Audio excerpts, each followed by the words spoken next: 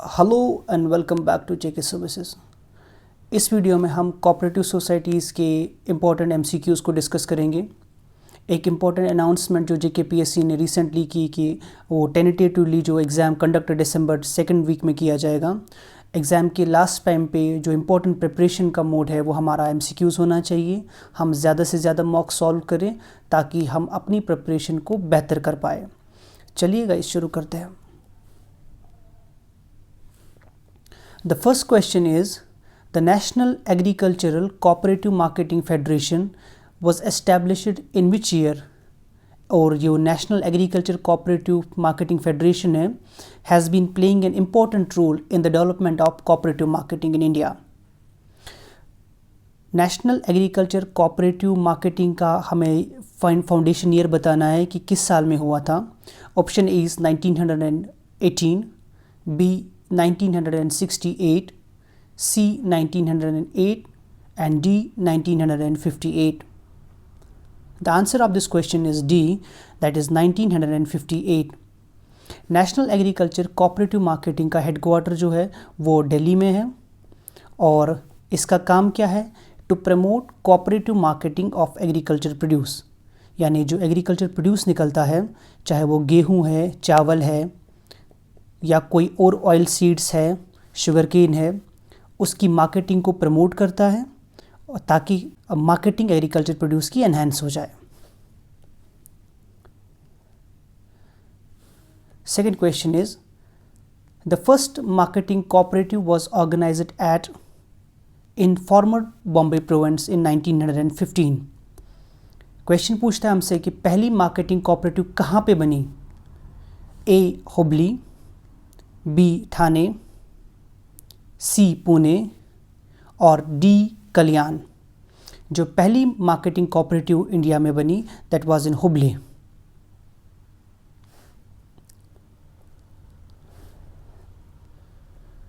Now the third question is, DCCWS stands for. DCCWS stands for A. District Credit Cooperative Workers, B. District Consumer Cooperative Wholesale Stores, C.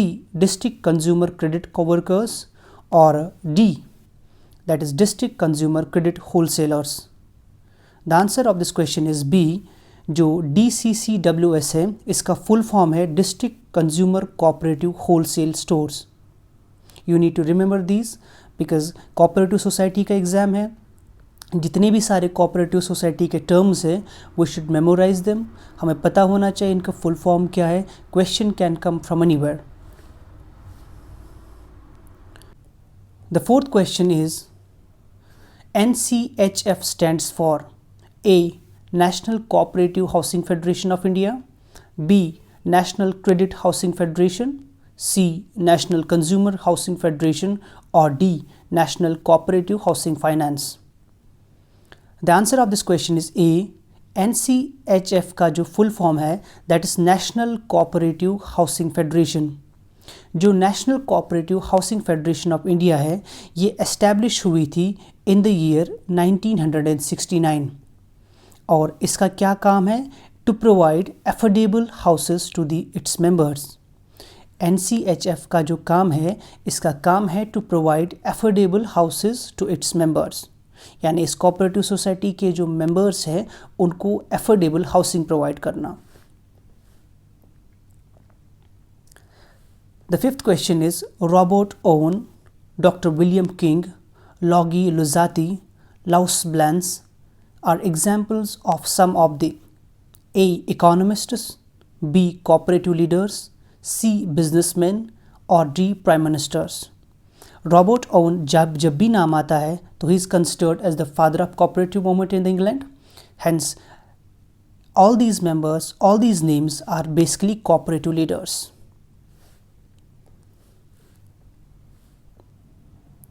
The question number 6 is, the process of concentration of cooperative activities at the private level, at the primary level, either by the amalgamation of two or more societies carrying out the same business or by incorporation of several functions in one society is known as।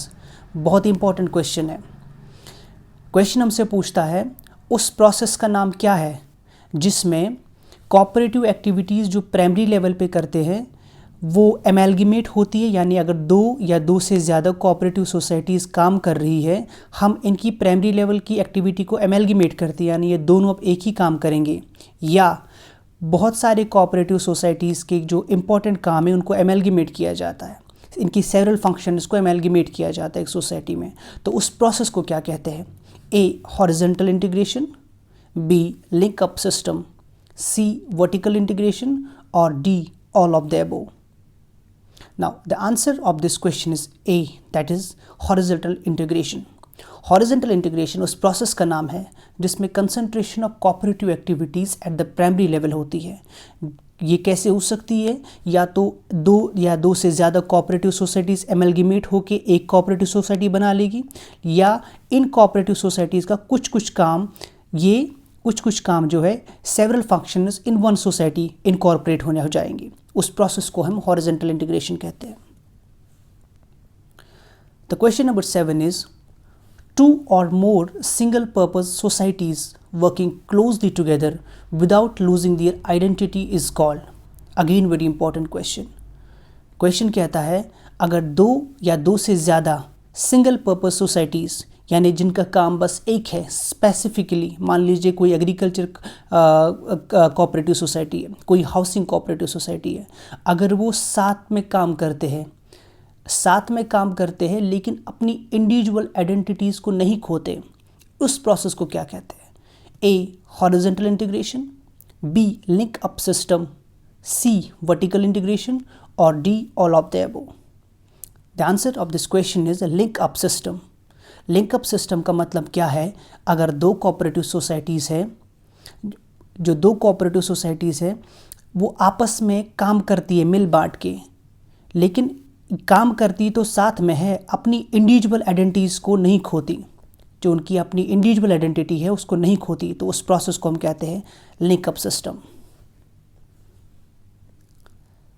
Question number 8, the urban cooperative banks, salary earners societies, thrift and credit societies are examples of। इतने सारे cooperative societies जिस question बताता है, that's urban cooperative society, salary earner society, thrift and credit societies. Question पूछता है हमसे कि ये सारी सोसाइटीज़ किसकी एग्जाम्पल है? A agriculture credit societies, B non agriculture credit societies, C both A and B और D none of the above. The answer of this question is these are non-agriculture credit societies. Urban की बात है तो obviously you should be able to recognize this कि urban की बात हो रही है, एग्रीकल्चर की बात नहीं हो रही है। अगेन सैलरी अर्नर्स की बात हो रही है, वो अर्बनाइजेशन में ज़्यादा देखा जाता है, अर्बन एरियाज़ में सैलरी पाई जाती है, ऑर्गेनाइजर सेक्टर वहाँ पाया जाता है ज़्यादा। So these are the examples of non-agriculture credit societies. The question number 9 is the Kaira District Cooperative Milk Producers Union was formed in 1946, one of the most important cooperative societies, rather one of the most successful cooperative societies in India. Question हमसे पूछता है कि Kaira district cooperative milk producers union जो 1946 में बनी, कहाँ पे बनी? A Ahmedabad, B Allahabad, C Anand और D Bombay. Kaira district cooperative milk जो बनी दैट वाज इन आनंद। ये आप इसको किस नाम से जानते हैं? The brand name is Amul and this is one of the most successful cooperative societies in India. Anand is in Gujarat. Again, the question number 10 is the products of Dash is popularly known by the brand name of Amul. ये हमने question अभी इससे पहले discuss किया। So the answer is B Kaira district cooperative milk producers union. जो Kaira district cooperative milk producers union है, इसका brand name है Amul. The question number 11, dash is the homeland of agriculture corporation in the world. A Britain, B Germany, C Denmark, और D Israel. इनमें से कौन से देश को, कौन से मुल्क को होमलैंड ऑफ एग्रीकल्चर कॉरपोरेशन कहा जाता है? The answer of this question is Denmark, C. Now, the question number 12 is, a novel form of cooperative organization known as producer company was introduced by amending which of the following act? Cooperative organisation में producer company का concept आया था। Question हमसे पूछता है कि नीचे दिए गए ऑप्शंस में से किस एक्ट को अमेंड किया गया था और प्रोड्यूसर कंपनी का कॉन्सेप्ट कोऑपरेटिव ऑर्गेनाइजेशन में इंट्रोड्यूस हुआ था। Option A is cooperative companies act 1956, B companies act 1913, C cooperative societies act of 1904 और D cooperative societies act of 1912। The answer of this question is A, companies act 1956 को amend किया गया, जिसमें cooperative organisation में producer company का concept introduce किया गया। Now, the question number 13. Again, ICA stands for A, International Cooperative Alliance, B, Inter-Cooperative Association, C, International Cooperation for Agriculture, or D, Inter-Country Alliance. The answer of this question is A. ICA stands for International Cooperative Alliance. These are some of these abbreviations that you need to remember. Question number 14. The International Labour Organization and ICA have joined forces to enable poor people to cooperate out of poverty through a international labour organisation और ICA ने आपस में हाथ मिलाए हैं ताकि वो गरीब लोगों को कोऑपरेटिव के ज़रिए गुर्बत से, गरीबी से बाहर लाए। कौन सी कैंपेन उन्होंने चलाई, उसका नाम क्या है? The A, global cooperative campaign against poverty, B, global cooperative campaign for equality, C, global cooperative campaign for development और D, global cooperative campaign for labour movement. The answer of this question is A. ILO and ICA ने आपस में हाथ मिलाए, they have joint forces to enable, किसके लिए? ताकि गरीब लोगों को कोऑपरेशन के ज़रिए गरीबी से बाहर निकाला जाए।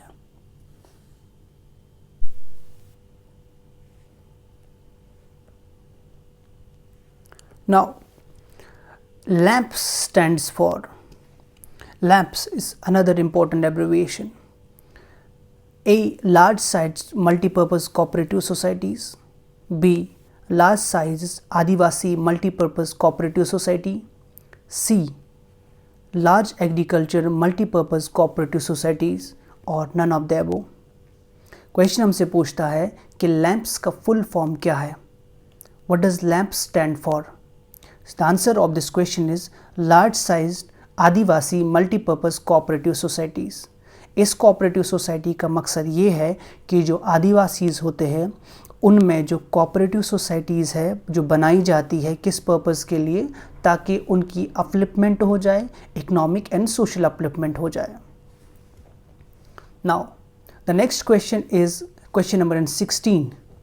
It states that SCRDBS stands for A, State Credit and Rural Development Banks, B, State Cooperative and Rural Development Banks, C, State Credit and Rural Data Bank, or D, State Cooperative Agriculture and Rural Developmental Bank. The answer of this question is D. SCARD stands for State Cooperative Agriculture and Rural Developmental Bank. जो हमने recently Jammu and Kashmir cooperative societies act 1918 पढ़ा, उसमें हमने ये concept देखा, there is a concept of state cooperative agriculture and rural developmental bank, जिसमें Jammu and Kashmir cooperative societies act 1989 state करता है कि स्टेट में एक बैंक होना चाहिए जिसका नाम है state cooperative agriculture and rural developmental bank. The question number 17 is, which among the following has implemented the Operation Flood program? A. NDDB, B. NCDC, C. NCHF, or D. HDFC? The answer of this question is A. NDDB. Operation flood programme किसे कहते हैं? Operation flood programme उस process को कहते थे जिसमें link किया गया प्रोड्यूसर्स को कंज्यूमर्स के साथ, जो मिल्क को प्रोड्यूस करते थे और जिन्हें दूध चाहिए था उनके साथ लिंक किया। और ऑपरेशन फ्लड प्रोग्राम ही रिस्पॉन्सिबल है इंडिया में वाइट रेवोल्यूशन के लिए, जो दूध में एकदम से रेवोल्यूशनाइज हुआ इसकी प्रोडक्शन के लिए, तो उसमें एनडीडीबी का काफ़ी बड़ा हाथ है। Question number 18, the first dairy cooperative society was registered in 1913 at A. Anand in Gujarat, B. Allahabad in UP, C. Aurangabad in Maharashtra, और डी. अहमदाबाद इन गुजरात। जो फर्स्ट डेयरी कोऑपरेटिव सोसाइटी थी जो 1930 बनी, that was formed in Allahabad in Uttar Pradesh in 1913। Now the question mentions 4 bodies: LAMPS, TDCCFS, BISCO LAMF, BISCO LAMP और TRIFID, और कहता है हमसे कि ये कोऑपरेटिव सोसाइटीज़ किसके लिए काम करती है। The question states LAMPS, TDCCFS, BISCO LAMP, TRIFID are cooperatives working for the upliftment of A. scheduled castes, B. scheduled tribes, C. rural areas, or D. urban areas. The answer of this question is B. ये सारी cooperative societies scheduled tribes की upliftment के लिए काम करती है। The question number 20, the last question is, the Kaira District Cooperative Milk Producers Union at Anand was formed. This question is repeated, and this year was formed in 1912. 23, since this is important question, that's the reason why I had mentioned it in twice. The brand name is Amul, Kaira District Cooperative Milk Producers Union. These are the important MCQs जो हमने आपसे discuss किए। Hope कि आपको ये session पसंद आया होगा। प्लीज़ वीडियो को लाइक कीजिए और सब्सक्राइब करना ना भूलिए। Thank you so much for watching.